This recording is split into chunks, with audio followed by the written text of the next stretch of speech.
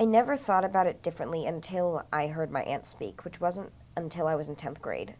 I had never I had never asked her about it because it's not something you don't just jump into the room and be like, "Hey, tell me about the Holocaust," because obvious reasons. But I told my aunt that we were learning that we were doing a Holocaust unit in school. That was when I went to public school, so we actually did learn about it.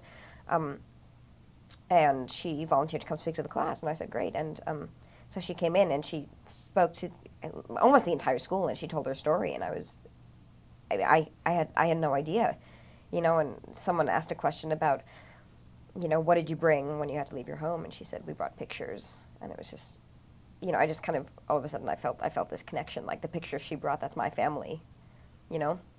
So, now I think about it differently when I start to realize that, the line from which I am descended is the one couple that came to America, but what about everyone else who stayed in Poland? How many cousins do I not have? It's weird to think about.